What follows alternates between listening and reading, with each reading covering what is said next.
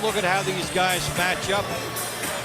Age difference, the height pretty much the same, and the reach advantage for Savigne.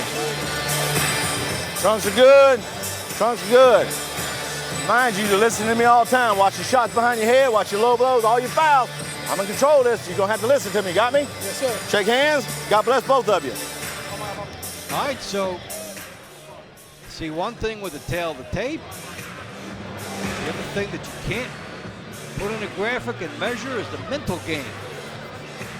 What's going on with both of these guys? Big part of tonight's fight. And once again, Thomas Williams, if you take a look at tapes of his fights, it seems like he's always fighting a guy who's taller than him, always fighting a guy he's punching up at. So he's well accustomed to that as he faces a height and reach a disadvantage here this evening. Same style all the time. You can get comfortable with it. The other hand, Savigne has to fight a left. Thomas Williams, who you see with his back to you right now, his dad was a well-traveled journeyman heavyweight who had 28 wins in his career. And his dad was instrumental in, as you see, Thomas in the left-handed southpaw stance there and actually changing him around. He's a natural right-hander, but his dad changed him early in his life and in his boxing career into a southpaw to make it more difficult for opponents to fight him. And he has stayed that way, despite the fact that he's a natural righty. Body shot by Williams. It's a curious situation. Either a curved southpaw versus a natural. Right lead by Savigne, and he walks into trouble. It's a solid knockdown, I think, partly because he was in an awkward spot, Savigne. It's not a case of him being wobbled, but it is a legitimate knockdown. So the punch went down, but he was off balance. Demons are back. He stopped in the second round in the last fight. He's dropped here. Nearly going. Now, can he respond positively from that? Savigne is going to have to establish a tempo here and a style. He's a long-range fighter. He's got a very good jab, which he's trying to get to use right now. He uses his jab both up and down. He will jab a lot to the body, but right now he's just kind of pawing out with it, looking for his own big right hand. And that's what got him into trouble. Loading up for one shot and then getting dropped. Right by Savigne, then left hand. It's fine. Watch your foul, guy. Watch your head. And he proves it. One apiece. The shades of the Cornelius White fight for Thomas Williams. The same thing happened to him in the fight with White. He scored a knockdown early, got knocked down himself. Let's see now if he can repeat it and knock out Savigne in the first round. So the caption now is, I'm not okay, you're not okay. We wondered how it would be for each guy. So they both had to face their past problems, and it's an entertaining fight. Put your head down. For the fans and for us. As dueling knockdowns in the opening round. I can't believe this has happened to Thomas Williams again. The same thing that happened to him in that fight with Cornelius White, which he responded so positively from being really decked hard in that first round. Good right hand by Savigne. Boy, you're watching two knockdowns in round one. I can't wait for the second round. See what these guys are going to bring out. And we take a look at the action. There you see the right hand from the southpaw stance that dropped him. Really nice. And you know, interesting, Williams was actually pulling away at that point and landed that right hand, that right hook, as he was pulling away.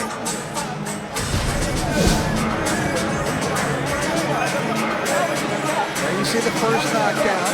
That's a knockdown of Savigne, and then he answered back. We told you he was looking to load up with that right hand, just pawing with his left, hoping to find the distance, and he certainly did. Each of those knockdowns was real. Nothing fluky about either one. Hey, time to stand up front and give him an angle. Okay?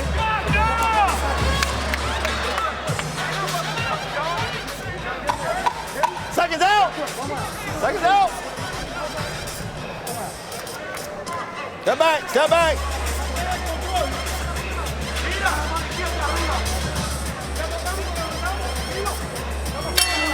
dynamic beginning for Thomas Williams Jr. and Roberto Savigne.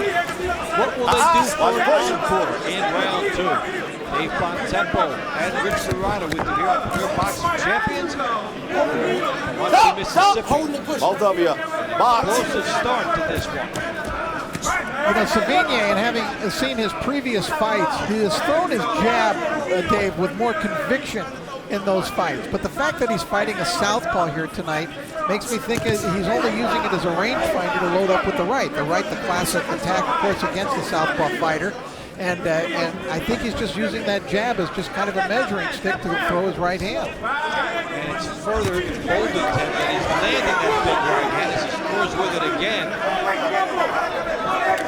And certain nights, certain things work. There's nothing a guy likes better Come on now, box. than if a power punch is working. Savigne has 9 knockouts in 14 fights.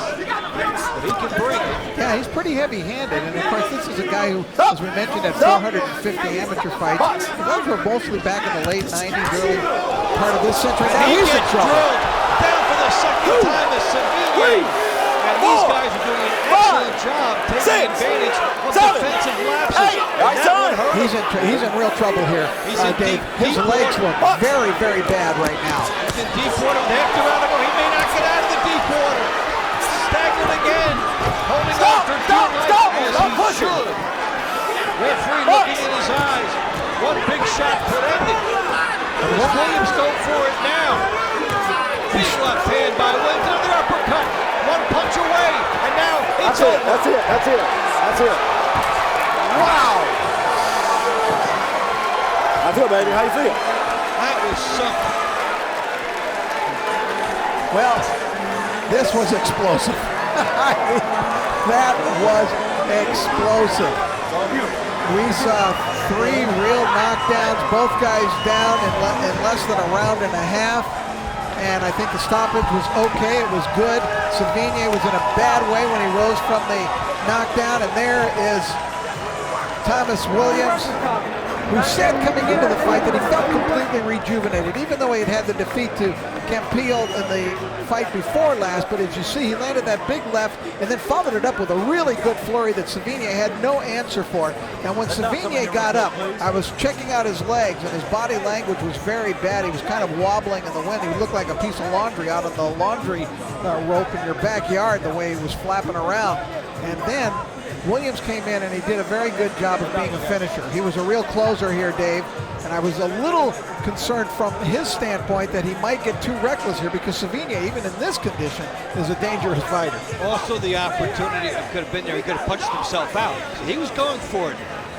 These guys each seem to have the knowledge that if I get a chance, I better finish it, because I might be on the other end of this again.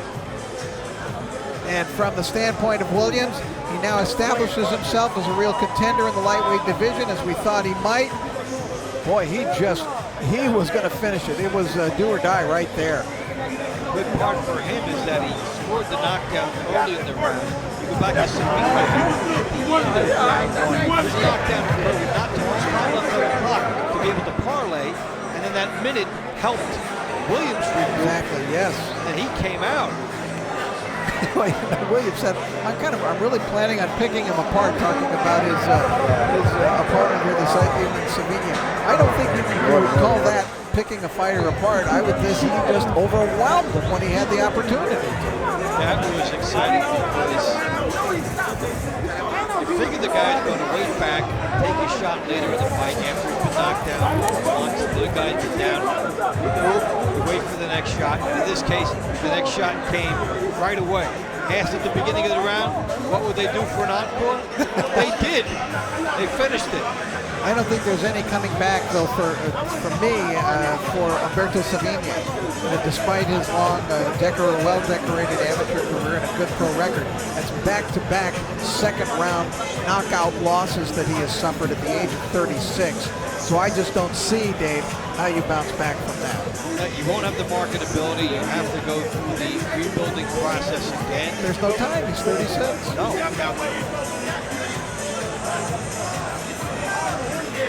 But there's plenty of time for Williams, who at 28 is just smacking his prime right now, still developing as a contender. He now has got his career back on track once again. Yes, we mentioned the loss to Campillo, win over Yusuf Mack and Aeneas. Names you would recognize, and this is of the highlight reel variety type of victory. Hey, look, if you're a possible opponent, you'll say, he's got defensive weaknesses, I'll fight him. Oh, yeah. He certainly does. He can be hit and he can be dropped. But as far as he's concerned, so what?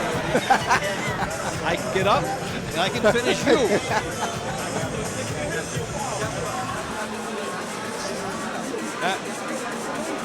A tremendous